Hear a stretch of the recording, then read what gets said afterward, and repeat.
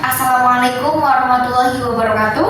Waalaikumsalam warahmatullahi wabarakatuh.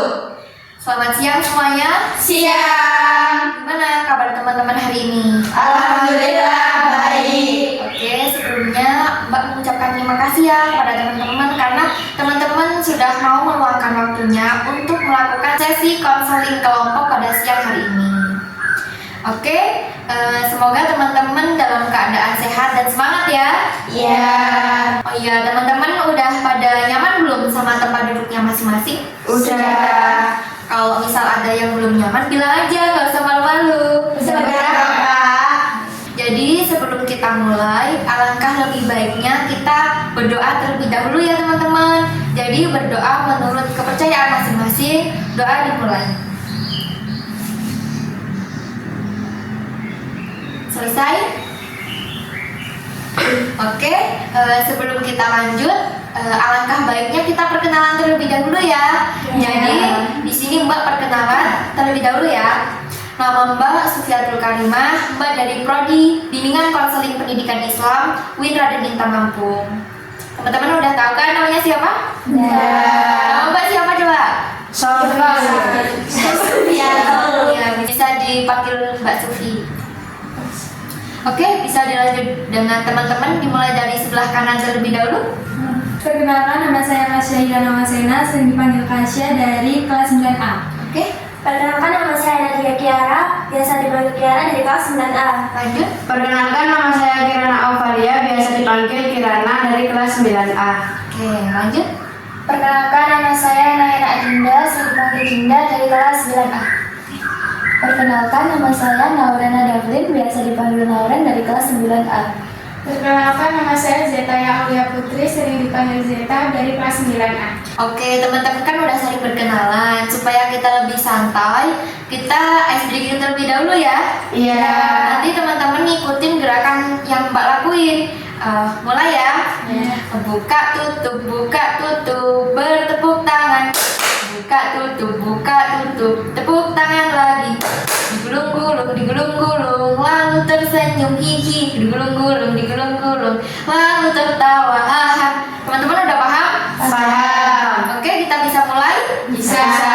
1, 2, 3. Buka tutup, bertepuk tangan. Buka tutup, tepuk tangan lagi. Digulung-gulung, lalu tersenyum hihi. Digulung-gulung, lalu tertawa haha. Oke, teman-teman bisa kita naikkan kecepatannya lagi? Bisa. Mulai ya. Ya. 1, 2, 3. Buka tutup, bertepuk tangan. Buka tutup, tepuk tangan lagi. Digulung-gulung, lalu tersenyum hihi. Digulung-gulung, lalu tertawa haha. Oke, satu kali lagi tapi dengan kecepatan yang lebih cepat ya. Iya.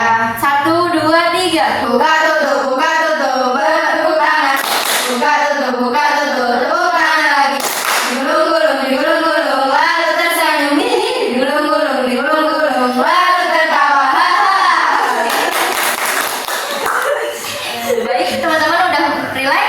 Udah. Oke, teman-teman di sini udah ada yang pernah melakukan sesi konseling kelompok seperti ini belum? Udah. Ada yang udah, ada yang belum ya? Iya. Oke, baik. Mbak jelaskan terlebih dahulu sedikit apa itu sesi konseling kelompok. Jadi, sesi konseling kelompok itu adalah proses bantuan dari konselor kepada individu yang mengalami masalah dengan cara menggunakan sesi konseling berkelompok seperti ini. Apakah teman-teman sudah paham? Sudah. Oke, di dalam sesi konseling kelompok ini juga terdapat beberapa asas yang perlu teman-teman jalani pada hari ini. Jadi yang pertama itu ada asas kerahasiaan. Jadi teman-teman itu diminta untuk menjaga kerahasiaan masalah-masalah yang sedang teman-teman ceritakan saat ini. Tidak perlu teman-teman ceritakan kepada siapapun. Jadi cukup kita aja yang tahu ya.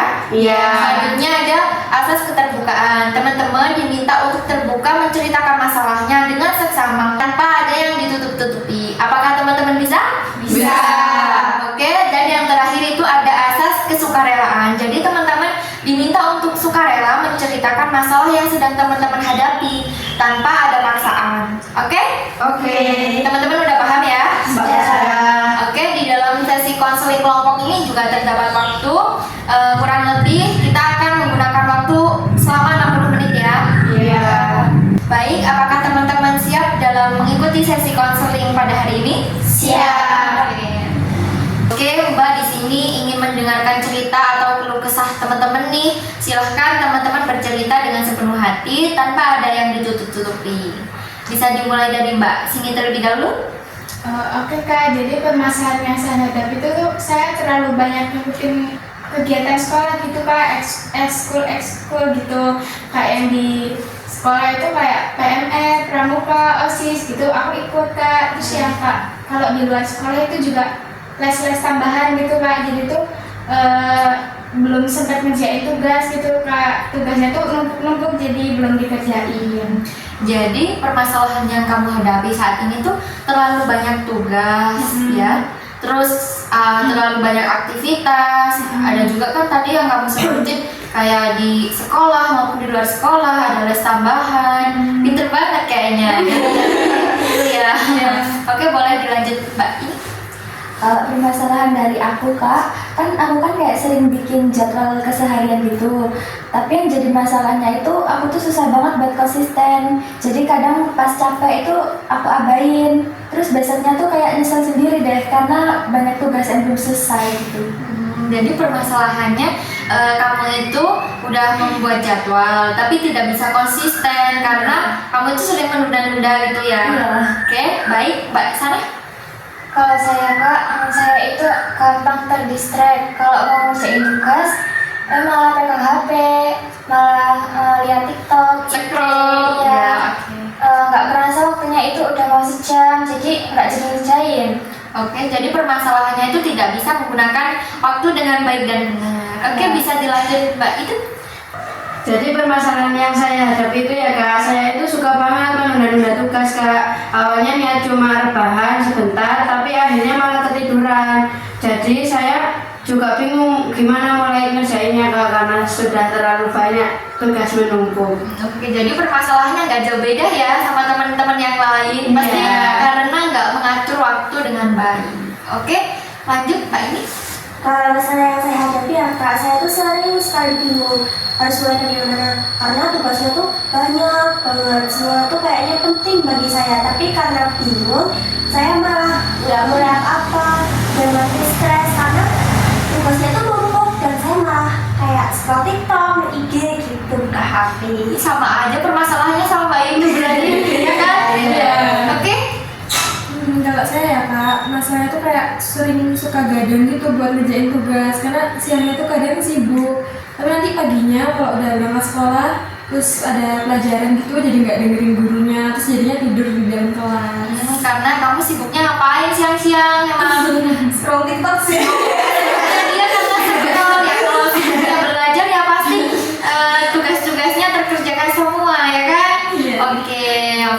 Ternyata masalah teman-teman itu kebanyakan karena tidak bisa memanage waktu dengan baik dan benar ya. Iya. Oke, jadi teman-teman kan udah pada nyeritain masalah-masalah yang sedang dihadapi teman-teman atau perasaan-perasaan yang sedang dirasakan teman-teman saat ini. Ternyata teman-teman itu banyak yang mengalami masalah tidak bisa menggunakan waktu dengan baik dan benar ya. Iya. Jadi saya simpulkan kita ambil tema diskusi pada siang hari ini adalah manajemen waktu dengan baik dan benar atau cara memanage waktu dengan baik dan benar. Apakah teman-teman siap? Siap. Oke, jadi manajemen waktu itu adalah hal yang sangat penting bagi kehidupan kita dalam sehari-hari. Jadi kalau kita mengelola waktu dengan baik dan benar, maka semua tugas, semua pekerjaan akan terselesaikan dengan optimal ya teman-teman. Iya. Oke, menurut teman-teman apa nih penyebab utama dari tidak menggunakan waktu dengan baik dan benar? Apakah teman-teman bisa menjelaskan? Bisa. Oke, bisa dimulai. Kalau menurut saya itu biasanya karena terlalu banyak kegiatan yang diikutin gitu Kak, jadi kayak nggak bisa milih mana yang harus diprioritaskan dulu, mana yang nggak harus diprioritaskan dulu. Jadi penyebab utama dari tidak mengatur waktu dengan baik dan benar itu salah satunya memang kita harus memprioritaskan mana tugas yang harus diprioritaskan atau pekerjaan yang harus diprioritaskan terlebih dahulu. Oke, bisa dilanjut Mbak ini? Kalau menurut aku gangguan dari lingkungan atau teknologi sih Kak, kayak nanti ada notifikasi dari HP, dari media sosial lainnya, terus bahas obrolan yang nggak penting juga itu bisa banget ganggu fokus kita Kak. Iya betul, salah satunya notifikasi dari pacarnya. Ya kan? Pasti iyalah kalau kita mau kerjain tugas tiba-tiba cowoknya nelpon gitu kan. Ya, salah satunya memang itu dari media sosial. Terus lingkungan sekitar juga sangat mempengaruhi ya teman-teman. Misalkan kita udah ada jadwal nih nanti jam 2 kita akan mengerjain tugas bareng-bareng. Nah, kalau ada teman-teman yang ngajakin ngobrol sampai jam 2:30 pun belum mengerjakan, bisa kan? Bisa kan? Pasti teman-teman juga kayak gitu kan? Iya. Oke. Bisa dilanjut, Mbak? Kalau menurut aku terlalu banyak tanggung jawab sih Kak, kayak kebanyakan janji gitu tanpa lihat atau mempertimbangkan waktu dulu, itu bisa bikin kita jadi kewalahan gitu. Oke, jadi benar sama yang dikatakan sama Mbak Nopren tadi. Jadi penyebab utama dari tidak bisa menggunakan waktu dengan baik dan benar salah satunya adalah terlalu menyanggupi semua jadwal-jadwal, bisa juga terlalu menyanggupi semua pekerjaan itu ya. Bisa dilanjut Mbak itu? Menurut saya karena kurangnya perencanaan yang efektif sehingga menyebabkan banyak orang kesulitan dalam mengatur waktu karena nggak memiliki perencanaan yang kuat dan kelihatan yang jelas tanpa perencanaan seseorang. Baik, benar sekali yang dikatakan sama Mbak Dinda. Penyebab utama dari tidak bisa mengatur waktu dengan baik dan benar itu karena kita juga mungkin ya terlalu sering menunda-nunda pekerjaan juga, terus karena kita tidak bisa mengatur waktu dengan baik dan benar, ya kan? Iya. Bisa dilanjut? Kalau bagi saya ya Kak, kebiasaan menunda pekerjaan penting dan menggantinya dengan aktivitas yang lebih menyenangkan juga bisa menjadi penyebab utama dalam mengatur waktu Kak. Oke, jadi benar ya yang dikatakan sama teman-teman. Itu tuh kalau kita sering menunda-nunda pekerjaan itu juga bisa menyebabkan kita tuh tidak bisa mengatur waktu dengan baik dan benar. Salah satunya ketika kita akan berangkat sekolah, kita meninggalkan atau menunda-nunda pekerjaan sebelum berangkat. Kita harusnya kan sudah bersih-bersih terlebih dahulu ya kan. Jangan ditunda nanti sore aja, nanti pulang sekolah, itu tidak baik ya teman-teman. Oke, dilanjut. Kalau menurut aku ya Kak, kurangnya disiplin dan terlalu santai terhadap deadline. Oh, pasti ini sering ya dikejar deadline. Teman-teman semua juga sering kan mengerjakan tugas mepet-mepet deadline. Iya. Nah, itu juga menjadi penyebab utama ya teman-teman. Jadi kalau bisa teman-teman itu misalkan deadline-nya hari Rabu, jadi hari Minggu kalau bisa tuh udah selesai pekerjaan semua tugas-tugas yang dikumpul minggu depan itu harusnya udah selesai semua. Udah paham teman-teman kan? Paham. Iya, jadi yang dikatakan sama teman-teman itu benar semua. Jadi penyebab utama dari kesulitan untuk membagi waktu dengan baik dan benar adalah faktor-faktor yang paling sering membuat seseorang itu tidak bisa menggunakan waktu secara efektif atau efisien. Jadi artinya hal-hal tertentu yang membuat seseorang itu seperti yang dikatakan sama Mbak Nauren tadi, penyebab utama dari orang yang tidak bisa menggunakan waktu dengan benar itu karena terlalu banyak menyanggupi pekerjaan atau tugas-tugas dan tidak bisa menyelesaikan tugas hari ini. Misalkan tugas tersebut itu dikasih untuk hari Senin tapi terlalu menyanggupi pekerjaan yang lain sampai hari Senin itu belum dikerjakan. Selanjutnya ada juga sering menunda-nunda tugas. Misalkan guru mengasih tugas, besok aja lah ngerjainnya, masih seminggu lagi. Iya kan? Nah itu juga menjadi penyebab utama. Selanjutnya juga ada bingung menentukan mana tugas yang prioritas dan mana tidak prioritas. Seperti yang dikatakan sama Mbak ini tadi ya. Iya. Mbak ini tadi kan menyebutkan kalau bingung memilih mana tugas yang prioritas dan mana tugas yang tidak prioritas, dan juga bingung membagi waktu, iya kan? Iya. Di sini pada bingung nggak untuk membagi waktu? Iya. Iya. Merasa waktunya tidak cukup, merasa terlalu banyak tugas, banyak pekerjaan yang belum diselesaikan, ya kan? Iya. Oke, sekarang menurut teman-teman gimana sih cara mengatasi dari tidak bisa mengatur waktu dengan baik dan benar itu? Bisa dimulai dari Mbak ini? Jadi menurut aku kayak menentukan yang lebih prioritas dulu gitu Kak. Jadi mana yang lebih penting dulu, dan belajar untuk bilang tidak pada hal kegiatan yang tidak sanggup. Iya betul. Seperti yang dikatakan sama Mbak ini tadi ya, kalau kita tuh bisa mengatasi dengan cara misalkan ada orang yang minta tolong sama kita tuh, kita jangan sungkan-sungkan untuk bilang tidak, karena kalau kita merasa nggak enak itu akan terus-terusan yang susah diri kita sendiri ya kan. Iya. Misalkan kita lagi banyak tugas, nanti ada teman yang minta tolong bantuan, dan seharusnya pun kita emang tidak bisa melakukan hal itu, tapi karena tidak enak jadi kita merasa aku tidak enak, jadi ya izin itu juga bisa menghambat itu ya. Oke, bisa dilanjut Mbak Ini. Kalau menurut aku sih Kak, kita tuh bisa tidur yang cukup gitu, jangan begadang biar bisa bangun lebih awal gitu. Jadi nanti kalau pas bangun tuh pikiran tuh Fresh, dan iya. lebih produktif. Ya betul, sama yang dikatakan sama Mbak Noren, karena kita itu harus menggunakan waktu istirahat dengan baik dan benar. Ketika kita istirahat yang cukup, kita misalkan tidur malam itu sebelum jam 9, nanti kita pasti subuh-subuh udah bisa bangun kan. Iya. Udah merasa nggak ngantuk lagi kan. Beda kalau misalkan tidur jam 2 pagi, nanti bangun jam 7, pasti kalian males mau berangkat sekolah ya kan. Iya. Gak bisa dilanjut.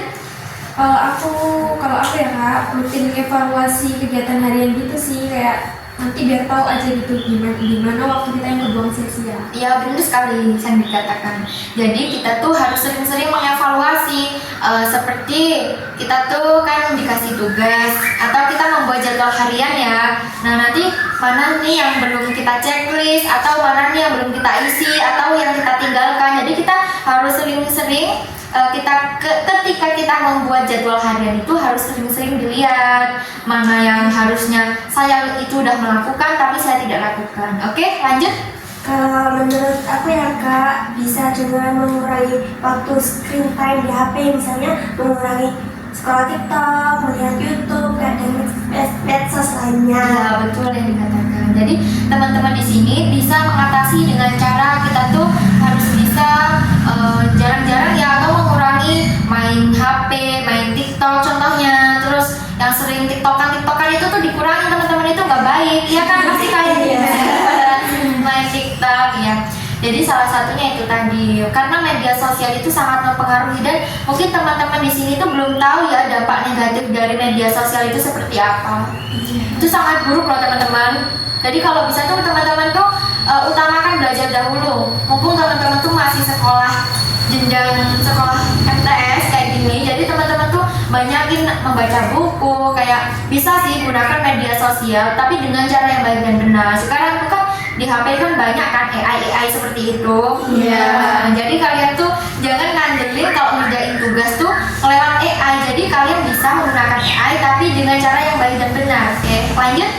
Kalau menurut aku ya Kak, mulai dari membuat jadwal harian yang realistis dan mudah dijalankan. Jadi yang dikatakan sama Mbak Kirana benar. Jadi kita harus membuat jadwal harian terlebih dahulu. Misalkan Senin sampai Sabtu kan kita sekolah. Nah, Iya. kita membuat jadwal dari pagi, dari bangun tidur hingga tidur lagi ya teman-teman. Iya. Teman-teman udah pada paham? Paham. Sekarang bisa Mbak itu? Kalau menurut aku bisa dengan mengatur waktu, setidaknya belajar dengan 0 waktu 25 menit dan istirahat 5 menit, dan setelah itu dilanjut belajar kembali. Iya betul. Jadi teman-teman di sini tuh bisa dengan misalkan teman-teman merasa bosan saat belajar, nanti teman-teman tuh bisa istirahat terlebih dahulu. Misalkan teman-teman membuat jadwal, aku mau belajar nanti 15 menit, setelah itu aku mau istirahat dan nanti belajar lagi gitu ya. Oke, teman-teman udah pada paham kan cara mengatasinya bagaimana? Sudah. Nah benar sama yang dikatakan teman-teman semua. Jadi cara atau solusi untuk menghadapi masalah yang tidak bisa memanage waktu dengan baik dan benar itu.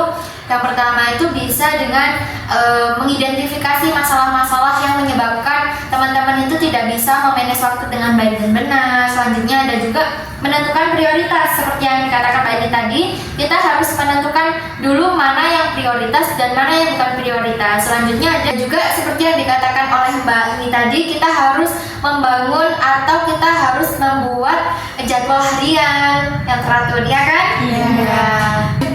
Kita juga bisa melatih disiplin, kita juga bisa berkomitmen dengan waktu, menggunakan waktu dengan baik dan benar. Oke, jadi kita bisa rangkum ya dari jawaban teman-teman tadi, cara utama untuk mengatur waktu dengan baik dan benar itu dengan cara yang pertama membuat jadwal harian atau mengevaluasi secara rutin dari rutinitas yang ada pada jadwal harian tersebut. Jadi teman-teman tuh bisa membuat jadwal harian dari pagi sampai sore yang seperti Mbak katakan tadi ya.